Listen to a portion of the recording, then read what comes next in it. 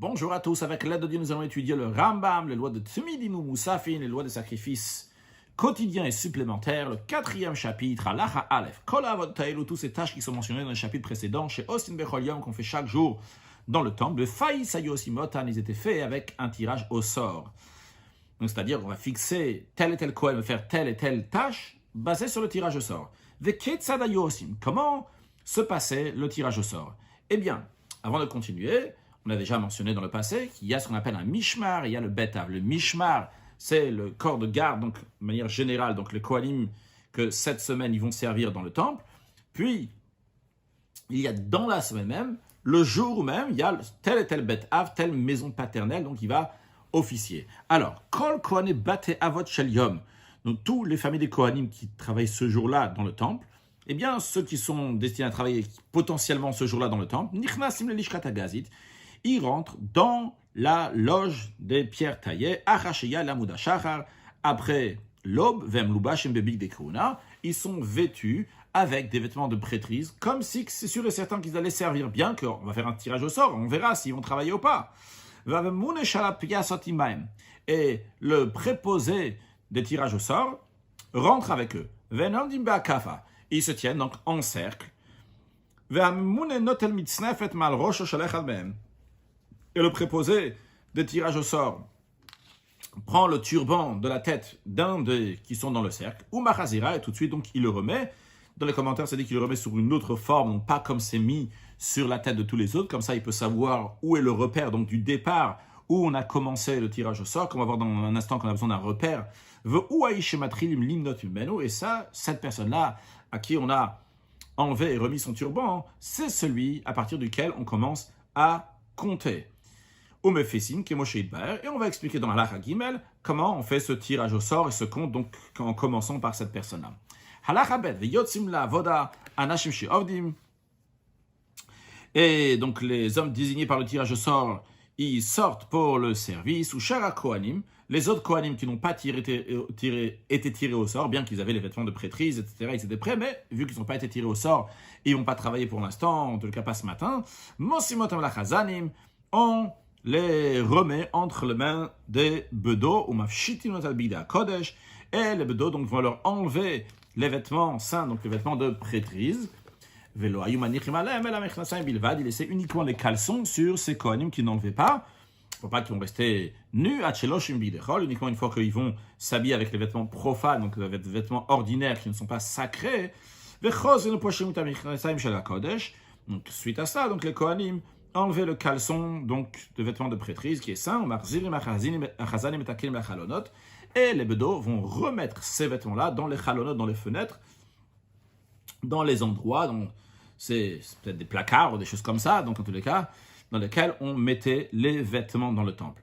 Donc on a juste dit qu'on faisait un tirage au sort et ceux-là, ils allaient travailler, les autres rendaient leurs vêtements. Maintenant, on n'a pas encore dit comment se déroule le tirage au sort, sur ça dans la Hagimel. Comment on tire au sort? Donc, on se tient en cercle. C'est-à-dire que les Kohanim, donc, qui rentrent dans ce tirage au sort, se tiennent dans un cercle. Et ils se donnent un accord donc, sur le chiffre, donc combien ils vont donner, quel chiffre ils vont donner, Mea, Elef, 100 ou 1000. Il dit donc chiffre 100, chiffre 1000, Kol minyan sheyeskimo alav, n'importe quel nombre qui vont se mettre en accord. Donc, le préposé leur dit, sortez votre doigt. Ils sortent leurs doigts. Achat, un doigt, oshtaim ou deux doigts. Vimotzi shalosh, il a sorti trois doigts. Monim lo shalosh, on lui compte les trois doigts. Mais le chatrila, on ne sort pas trois doigts. Vemotzim gudal bamidash. On ne peut pas sortir le pouce quand on compte dans le bet amidash, à cause des menteurs. Lorsqu'ils vont voir que ça va bientôt arriver, par exemple, si on arrivait, on a 10%, et il voit que si chez lui, ça va être 98, 99 sur ses doigts, et comme ça, il peut dire, s'il avait que deux doigts comme ça, il peut sortir comme ça un pouce vite fait, et comme ça, le sang, ça va se finir chez lui. Chez Goudal Katsar, parce que le Goudal, donc le pouce, il est court. Venoach Laotsio, veut dire pote, c'est facile donc de le faire sortir et de le remettre comme ça. Vers Motzik Goudal, et celui, un Kohen, s'il sort le pouce lors de ce compte-là, le tirage au sort, El Monimotolo, on ne lui compte pas son pouce. Et le préposé commence à compter, donc par cette personne-là qu'il a enlevé son turban, donc c'est lui le numéro 1, ou mona aletzbotem, et il compte donc pas les personnes eux-mêmes, il compte leurs doigts. Et par exemple, s'il a fait 1000 et ils sont seulement 500, et ils font deux fois le tour. Chez Yashlim Aminyan, chez Vechose Khalila, ils recommencent. Chez Yashlim Aminyan, chez Skimoala, jusqu'à qu'ils vont finir donc le compte sur lequel ils sont mis en accord. Va Ish Shalom Aminyan Etzeletzbao.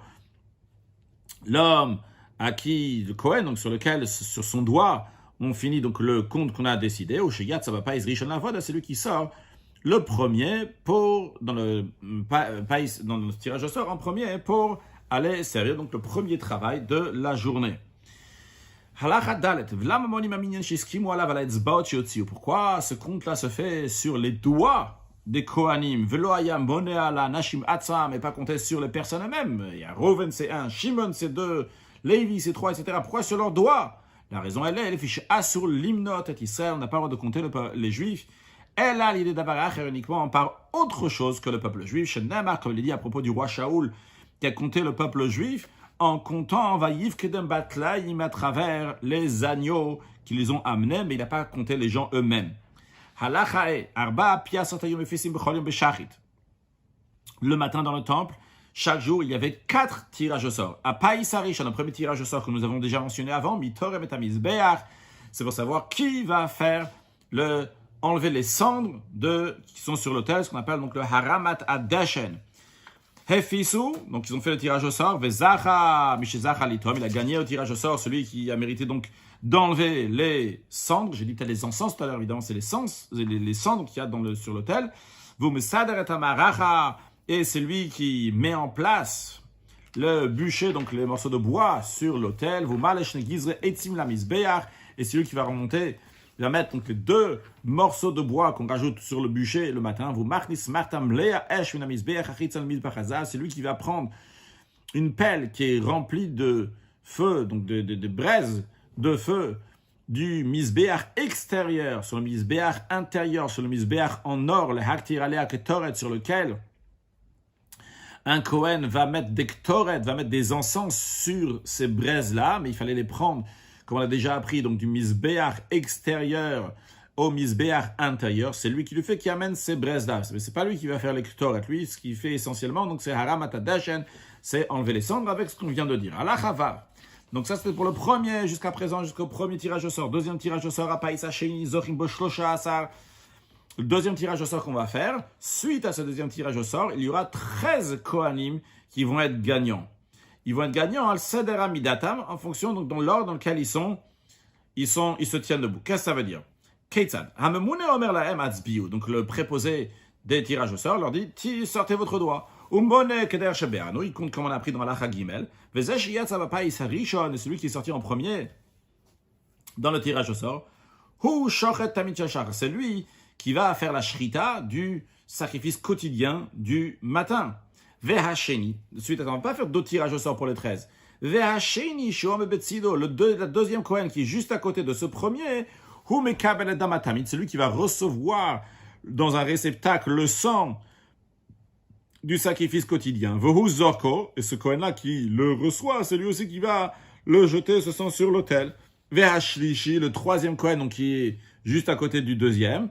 Ahmed Samok Hasheni qui est à côté donc du deuxième, mais Dashen Amizbeach Aptimi, celui qui va enlever les cendres du misbeach intérieur dans lequel on avait fait donc les ktoret, les encens. Eh bien, il faut enlever donc les encens d'hier, les cendres des encens d'hier.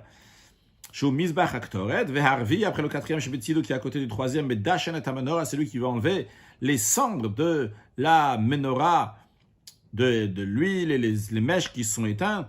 Et il va mettre donc de nouvelles mèches, de nouvelle huile, au métivetaneret, c'est lui aussi donc qui va allumer les lampes. Ve'achamishi, le cinquième Kohen Mal et Rosh Tamid, Veraglola Kavesh, c'est lui qui va prendre la tête du sacrifice Tamid et son pied droit au Kavesh, qu'on a déjà appris dans Masa Korbanot, Perek Vav, on a déjà appris là-bas donc comment tout le processus donc du sacrifice du Tamid. Eh bien, ce qu'on va voir aussi donc dans la suite, tout de suite maintenant.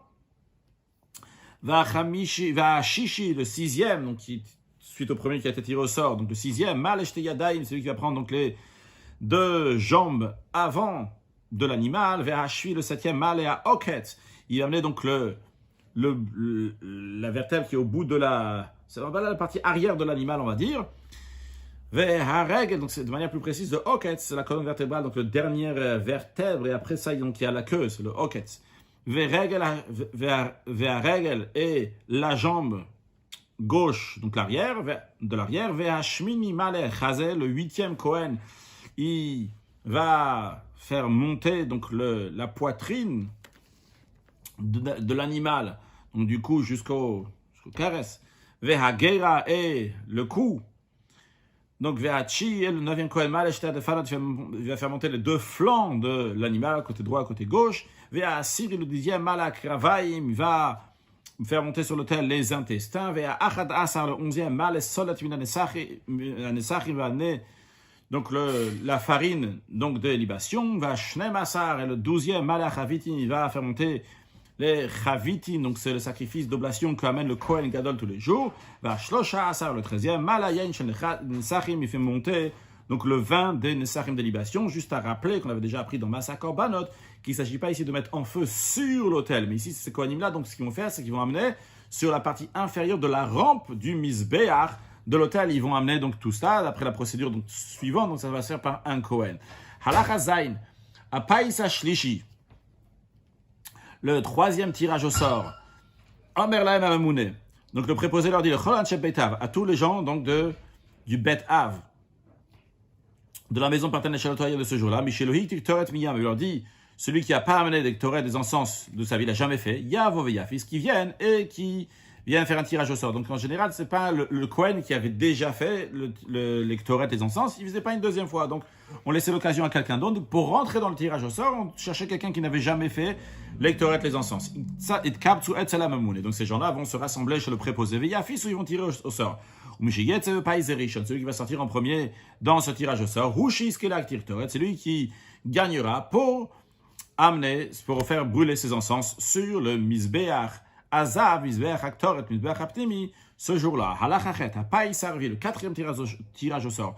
Mitkaptsin kulam, tous les kohanim se rassemblent, ou mefissim, on va tirer au sort, leida pour savoir, mimale varim minakavesh la misbéach, qui est-ce qui va tirer au sort pour prendre donc les membres qui sont restés, qui sont terminés par les Kohanim, donc sur la partie inférieure de la rampe, qui va le mettre sur le misbéach, sur l'autel. Hefi, donc il tire au sort, Vezacha, Mishezacha, et il gagne celui qui a gagné, donc il prendra donc ces membres qui sont sur la partie inférieure de l'autel, et il les mettra en feu sur le sommet de l'autel. Tamid Shel Ben Arbaim, le tamid, sacrifice quotidien de l'après-midi. En Mefissim Lo Pais Acher, on ne lui fait pas un autre tirage au sort pour celui de l'après-midi. Et la Kolkon Shezacha Bavoda Minavodot Shachit, tous les Kohanim donc, qui ont gagné au tirage au sort pour faire les tâches du sacrifice tamid le matin, eh bien, Yiske Ben Arbaim, eh bien, il a ces mêmes tâches. Il les a gagnées aussi pour l'après-midi, pour le tamid l'après-midi. Chutz Minaktor est à l'exception des encens qui ont été offerts le matin quand on avait fait un tirage au sort, que pour cela, pour les encens, jamais Fissim la Païsach Ben Arbaim, on fait encore un tirage au sort l'après-midi, c'est pas le même Kohen qui va les offrir, qui va mettre ses encens. Donc encore une fois, qui est-ce qui va venir de ce betav, de cette maison paternelle pour le tirage au sort? Uniquement des Kohanim qui n'ont jamais fait les encens. Et ils vont tirer au sort. Maintenant, si tous les Kohanim ont déjà fait les Torah, les encens, dans ce cas-là, dans ce cas-là, il y a tout le monde qui rentre dans le tirage au sort. Alors le matin déjà, tout le monde, ils vont tous rentrer dans le même tirage au sort. Et dans le 3e tirage au sort qui est fait pour les Ktoret, dans ces cas-là, si tout le monde a déjà fait les encens, eh bien le Kohen qui a été tiré au 3e tirage au sort le matin, vu que tout le monde avait déjà fait, donc ils ont fait un tirage au sort avec tout le monde, et lui, il a gagné de faire les Ktoret le matin, il les fera aussi l'après-midi. Halachatet, Shabbat, le jour de Shabbat, chez Yasham Tmidim Musafin, ou Shne Bazich Elavona, il y a dans le temple, donc il y avait aussi des sacrifices aussi bien de Tamid, donc le matin et l'après-midi, mais il y avait aussi des Moussafines, donc des sacrifices supplémentaires. Il y avait aussi donc les 2 cuillères, 2 vases d'oliban qui venaient donc en même temps que le Lechem Apanim, le pain du Lechem Apanim, du pain de proposition, donc qui était offert Shabbat. Alors, Ketzad en Ovdin, comment il marche, comment il travaille, comment se partage donc ces travaux-là le jour de Shabbat, qu'est-ce qu'il mérite? Eh bien, mes Fissim Beshachar, le matin, donc fait un tirage au sort, Anche Oto Betav Shel Mishmar Hayotze. Donc, les gens de la maison paternelle, de ce Mishmar, qui va, de cette garde qui va sortir. On a dit tout à l'heure le Mishmar, c'est ceux donc, qui sont là pendant toute la semaine. Donc, Umakrivin tamid shel shachar ou shnetiv se'ola shel musafin. Donc, ceux de la maison paternelle de ce mishpar, pas tout le monde, le bet av de ce mishpar. Donc, ils vont être fait tirage au sort. Et ils offrent donc le tamid shel shachar ou shnetiv se'ola shel musafin des deux kvasim, de deux agneaux, donc holocauste de Moussaf. Vechol shezacha ba'avoda ba'avoda tamid shel shachar. Tout celui donc qui est tiré au sort, qui a gagné donc de tamid du matin. Mais il a gagné aussi de faire les deux kvasim, les deux agneaux de Moussaf. Le nouveau mishmar, le corps de garde se changeait Shabbat. Donc il y avait ceux qui travaillaient donc la première partie du Shabbat, après la deuxième. Alors le mishmar chez Kanes Beshek, ils font à nouveau d'autres tirages au sort. Les tamid shalalabaim pour le tamid de l'après-midi. Le mishmar de la semaine précédente, ils ont fait leur tirage au sort pour le tamid du matin. Et pour le tamid de sacrifice quotidien de l'après-midi, c'est le nouveau mishmar, le nouveau corps de garde qui va faire donc un tirage au sort. Comme on va voir dans la suite, en ce qui concerne donc, le pain de préposition qui sera partagé entre les deux.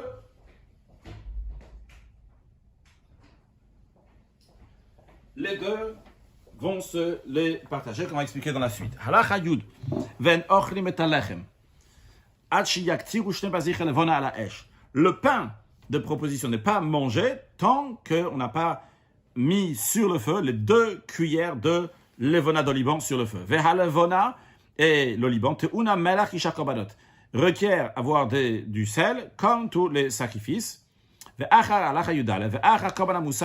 le sacrifice de moussaf supplémentaire, après cela, c'est après cela, à ce moment-là, qu'on met en feu, donc on met sur le feu de l'autel les 2 bazichim, 2 cuillères d'oliban. 2 kohanim, donc offre ces 2 cuillères d'oliban.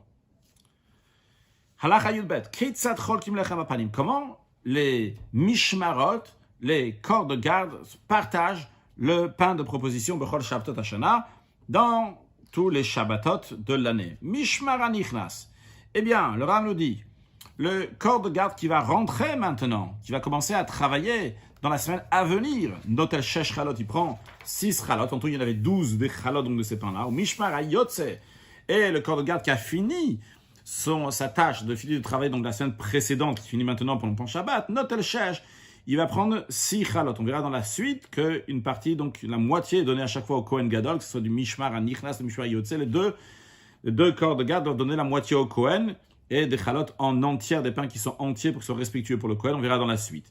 Hanichnasim, ceux qui rentrent maintenant, ceux qui vont officier dans la semaine à venir, eh bien, Cholkim Benem Batsafon, ils vont se partager leur Lechem Apanim. Ce pain, ils vont se partager donc de le côté nord de la Hazara, dans l'endroit où on fait les sacrifices, ils sont prêts pour le travail, pour montrer, c'est bon, ils sont maintenant ici dans cet endroit-là, dans lequel on a déjà appris que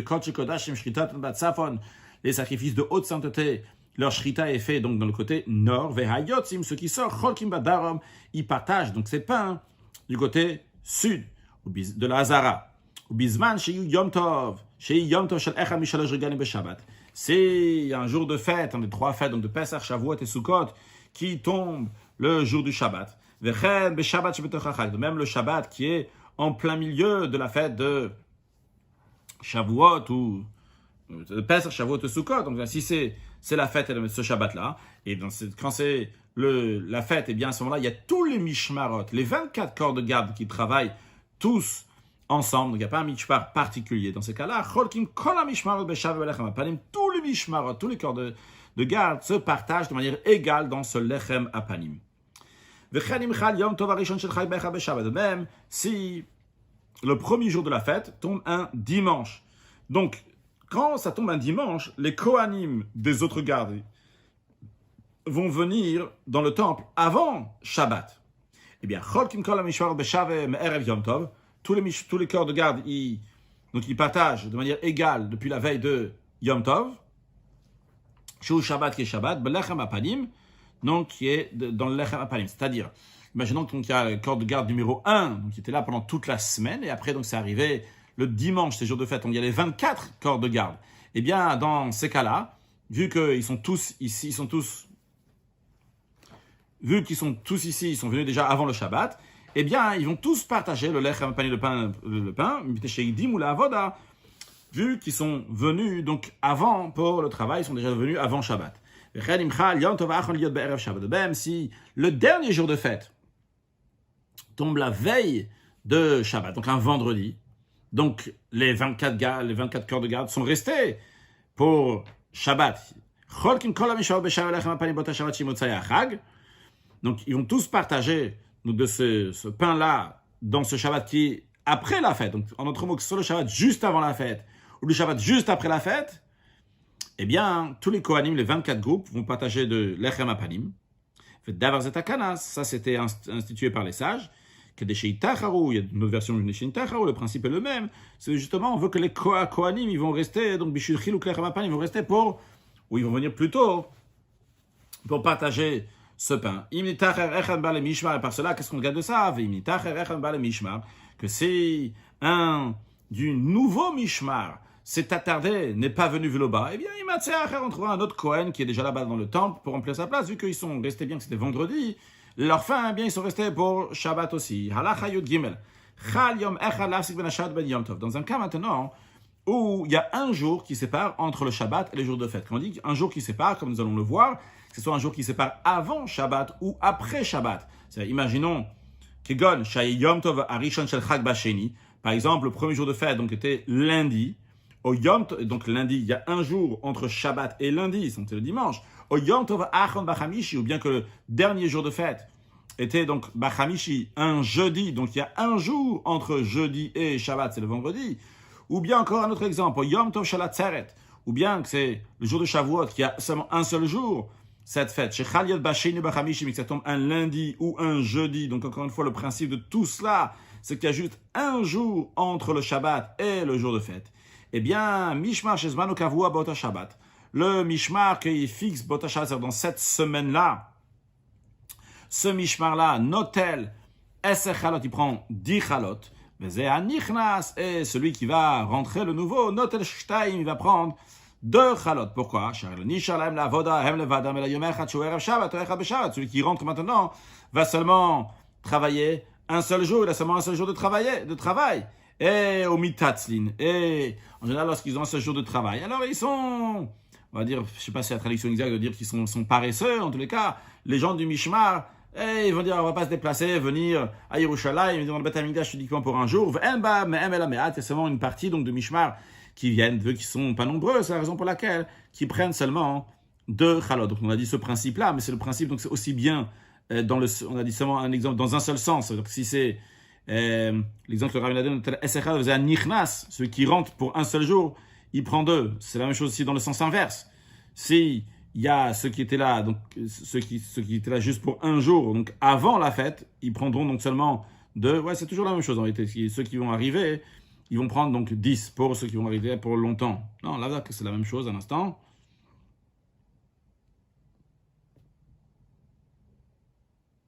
Ok, c'est logique aussi, c'est logique. Que si donc le premier aussi, donc le premier ils vont rester seulement pour un jour, donc quand ça tombe jeudi, et après il y a vendredi, donc vendredi il y a un Mishmar qui est là seulement pour un jour, et ils vont prendre aussi 2 chalot, donc c'est cet exemple-là que l'on ne dit pas clairement, et donc le prochain ils vont prendre donc 10 chalot. Halacha Yudalet, Kohen shezacha, Kohen gadosh le'olam notel mikol mishmar chatzi chalot, chatzi hachalot shezacha baem. Le grand prêtre, il prend toujours de chaque corps de garde la moitié des chalot qu'il a gagné. Chez Nehemar, il y a écrit Vehaïta le Aaron ou le Vanav. Il y a écrit que le Lechem Apanim va être pour Aaron et ses enfants. Donc on apprend de là, Mertza le Aaron, Mertza le Banav, moitié pour Aaron, moitié pour ses enfants. Et le Ram nous dit que Ve'en Kohen Gadol notel pas. Le Kohen Gadol ne prend pas un morceau de challah qui est coupé, seulement il prend un morceau donc, qui est entier chez Enzek Vodo, parce que c'est pas son honneur de prendre un morceau de challah qui est coupé, donc il les prend en entier. Un sujet de Chassidou très intéressant, le Rabbi nous parle donc du païs, donc du tirage au sort. Et qu'est-ce que ça représente sur le plan spirituel? Que le tirage au sort, donc ça représente que ça a été tiré donc, par Akadosh Baruch Hu. Et le Rabbi nous dit, là, intéressant, le Rabbi parle donc, du Goral. Le Goral, c'est le Malamit-Avadat, c'est de la compréhension. Le Rabbi dit que c'est connu donc la coutume d'un juif, que quand on veut clarifier quelque chose, comment se comporter dans des sujets profanes, eh bien, il clarifie ça en faisant un goral, un tirage au sort, comme ouvrir un livre kadosh, un chumash, c'est basé à l'endroit où ça s'ouvre, eh bien, c'est hashgacha pratit, c'est providence divine. On trouve quelque chose, un siman, et d'après ça, on décide donc comment se comporter concrètement. Et vu que ça s'est ouvert du ciel, une hachamaï s'est ouvert à cet endroit-là, eh bien, c'est un siman que Akadosh Baruch Hu va faire comme ci et comme ça. Juste dans la note, le Rabbi dit, quand il fait très attention à des sifrei kodesh, peut-être il veut mieux se retenir de faire ça avec des sifrei kodesh, sifrei saints, sûrement, et pas pour clarifier des sujets de profanes, et qu'il faut un goral, donc d'une autre manière, c'est aussi bien Hachamay. Maintenant, le Rabbi dit, est-ce qu'on est ce que le Baal Shem Tov dit, Shiviti Hashem l'Negdi Tamid, qu'Hachem est toujours Bishtavu, tout ce qui arrive aux Juifs, eh bien, c'est toujours Beshavé, même si ça ne lui convient pas, il sait que c'est Kadosh Baruch Hu, Kadosh Baruch Hu Beshavé. Et le Inyan de Goral dans Vodat Adam, ça montre sur quoi? Sur une situation qui n'a pas de différence, c'est comme ça ou comme ça. C'est pas important maintenant qu'est-ce que ça va être pour les Tovato, pour ce que lui voit pour son bien. Et pas ce qui lui convient donc dans son habitude. Tout ce qui l'intéresse, c'est la volonté d'Akadosh Baruch Hu. Le Rabbi le dit dans le Bet Hamikdash, quand on parle d'un Goral, même dans la Gdusha, la nature d'un juif, c'est qu'il veut faire ces choses-là. C'est pour ça qu'à l'époque, tout le monde courait pour faire donc ces choses-là avant qu'il y ait le tirage au sort. Mais il y a une situation que la Torah elle dit que c'est pas tout le monde qui peut faire ça. Uniquement le Goral. Il faut voir d'abord qu'est-ce qu'Akadosh Baruch Hu veut. Qui est-ce qu'Akadosh Baruch Hu veut qui va être tiré au sort? Est-ce que c'est toi qui vas faire le travail, mais c'est quelqu'un d'autre qui va le faire? Vrai que je veux servir Akadosh Baruch Hu. Mais le juif doit savoir que c'est pas je veux servir Akadosh Baruch Hu. Il veut que ce qu'Akadosh Baruch Hu va faire, ce qu'Akadosh Baruch Hu veut, va se faire. Que ce soit pas lui ou ce soit pas quelqu'un d'autre. Ça, c'est ce que le Goral vient clarifier. Et le Ram nous dit, donc basé sur ce qu'on a expliqué, que le Goral, ça représente son travail de servir Akadosh Baruch Hu, donc un service de Dieu qui est au-delà de Tamvadat, au-delà de mes intérêts, mais faire ce qu'Akadosh Baruch Hu il veut. Basé sur ça, le Rabbi dit, on comprend qu'il y a écrit qu'on fait le tirage au sort Behekef, quand on est en cercle. Et qu'est-ce qu'il y a écrit? Les exemples que le Rabbi dit, on donne l'exemple qu'on compte 100 ou 1000. L'idée de Behekef, d'être entouré, ça monte sur un travail de Makifim. Makifim, c'est Keter. Quand on dit Mea OLF, l'exemple que le Rabbi dit 100 ou 1000, eh bien, c'est des chiffres qui correspondent à Makifim, qui correspondent à Keter, que c'est dans la Kabbalah. Nous, tout est extrêmement précis. On dit en tous les cas qu'il faut servir à Kadosh Baruch Hu, le Malamitam Vadat, que Dieu fasse qu'on puisse le faire très prochainement dans le 3e Beth Hamikdash reconstruit avec la venue de Mashiach. Now, excellente journée.